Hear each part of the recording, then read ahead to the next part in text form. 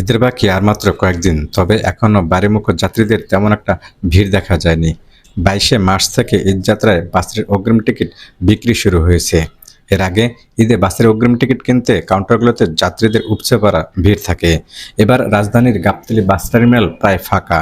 পুরো টার্মিনাল এলাকায় এখন শুনশান নীরবতা। যাত্রী না পাওয়ার কারণ হচ্ছে একেতে হয়েছে পদ্মা সেতু, দ্বিতীয়ত ট্রেন হয়েছে। এখন ট্রেনে 80% মানুষ ট্রেনে চলে যায়, সেই কারণে গাবতলী এখন মরে গেছে। আর পদ্মা সেতু হওয়ার পরে সায়দাবাদ এখন চাঙ্গা, আর আপনার ট্রেন চাঙ্গা। এই গাবতলী এখন মরে গেছে। আমার যে কোনো দরকার নেই, এর আগে আপনি হাঁটতে পারতেন না, এখন একেবারে ফাঁকা, আপনার কোনো ডিস্টার্ব হচ্ছে না।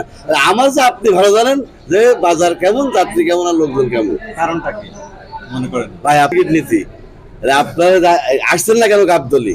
সমস্যা কি? এই যে অত্যাচার কিসির, এখানে সমস্যা কিসির? যেখান থেকে যাত্রী যাওয়ার ইচ্ছা করছে সেইখান থেকে গাড়ি পেয়ে যাচ্ছে।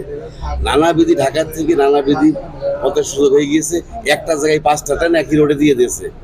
আমাদের গাড়িগুলো যেখানে যায় ওইখানে যেখানে 2টা ট্রেন চলতো, প্রথমে চিত্রা, তারপর সুন্দরবন, পরে নড়াইল, এখন সেইখানে ট্রেন চলছে 7টা। ঈদের সময় প্রতি ট্রেন আবার বগি বাড়াইছে। তার মানে কোনো লোক ওই জায়গা থেকে এই জায়গায় আসবে, কোনো যাত্রী টার্মিনাল আসবে এমন কোনো পরিবেশ নেই। টার্মিনালের টিকিট কাউন্টারের লোকেরা বলেছেন, পদ্মা সেতু চালু হওয়ার পর নানা কারণে সম্প্রতি এই বাস টার্মিনালে যাত্রীর সংখ্যা কমেছে।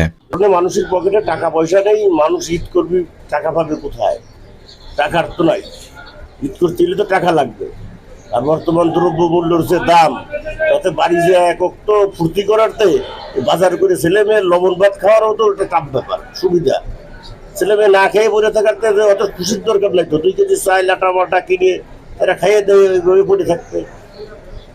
এই যাত্রী দুর্ভিক্ষ। ভাড়া যা ছিল তাই, বাসের ভাড়া প্রতিবার যে নিয়মে যায় সেই নিয়মেই, কোনো বাড়তি ভাড়া নেই।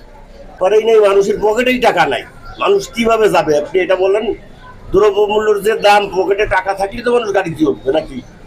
মনে শান্তি থাকে কোন সময়? মানুষের পকেটে যখন টাকা থাকে, মানুষের সুবিধা অসুবিধা যখন থাকে, তখনই তো মানুষের একটা অবস্থা থাকে। মানুষের পকেটেই তো টাকা নাই, তা ফুর্তি আসে কোন? ঈদের বাজারে দেখছেন সেই মার্কেটের তুলনায় কি রকমের ভিড় আছে? আছে কোনো ভিড়? টার্মিনালের অবস্থা দেখেন, আপনারা নিজেরা দেখেন। এ মাথার তো মাথা মনে হচ্ছে কি যে ফুটবল খেলা যাচ্ছে, একটা লোকই নাই। এর মূল কারণটা, অরিজিনাল কারণ খুঁজে বের করলে তো একটাই ওর কারণ, যে মানুষের পকেটে পয়সা নেই। আমাদের মাননীয় জননেত্রী প্রধানমন্ত্রী নিজে তো কইছে মার্চে দুর্ভিক্ষ। দুর্ভিক্ষের আমলেও যে মানুষ কিছু খাচ্ছে আর চলতেছে, এটাই তো বাংলাদেশের জনগণের জন্য অনেক কিছু। অনেক ম্যাক্সিমাম যাত্রী তো ওদিক দিয়ে সব চলে যায়, এদিক দিয়ে আপনার রাজবাড়ি, ফরিদপুর, কুষ্টিয়া যাত্রী কিছু এদিক দিয়ে যায়। এই যাত্রীগুলো আরো একদিন পরে যার রোডে শেষে টুকটাক যাত্রী আছে, কিন্তু ওই রকম যাত্রী নাই। আমার যাত্রী ওই বলে না। যাত্রী নাই, আপনি গাড়ি ছাড়তে পারতেছি না, কি কারণে নাই, কোন সমস্যা নেই এরকম বলুন না। যাত্রী হয়তো কোনো সমস্যা আছে না কি, কোথাও তো যাত্রী নেই, লঞ্চে নাই, সায়দাবাদ নাই, গাবতলী নেই, কি কারণে তাদের বলতে পারবো না। তবে ঈদের 2 দিন আগে যাত্রী সংখ্যা বাড়বে বলে আশা করছেন তারা। সরেজমিনে দেখা যায় গাবতলী বাস টার্মিনালে যাত্রী নেই বললে চলে। 2-1 যারা আসছেন তারা এক কাউন্টার থেকে অন্য কাউন্টারে ঘুরে ঘুরে পছন্দ মতো টিকিট সংগ্রহ করছেন। যাত্রী খরায় খুব সহজে মিলছে কাঙ্ক্ষিত বাসের টিকিট। না স্যার, এখনো কোনো অতিরিক্ত ভাড়া নিচ্ছে না, মনে হচ্ছে ভাড়া ঠিক হয়েছে, যথাযথ ভাড়াই নিচ্ছে, ঠিক ভাড়াই নিচ্ছে। মনে হয় না, গাড়ি ভাড়া যা সঠিকভাবে সেটাই ওরা নিচ্ছে আমাদের কাছ থেকে। আর এখন তো ইয়াতে দেখলাম, এই প্ল্যাটফর্মে এসে তেমন ভিড় নেই। আর টিকিট কাউন্টারে এসে মানে ইজি আমি টিকিট পেয়েছি ওদের কাছ থেকে। কোনো বাড়তি ভাড়া রাখা হয় নাই, রেগুলার যে ভাড়া দিয়ে যায় 500 টাকা, সেটাই রাখা হয়েছে।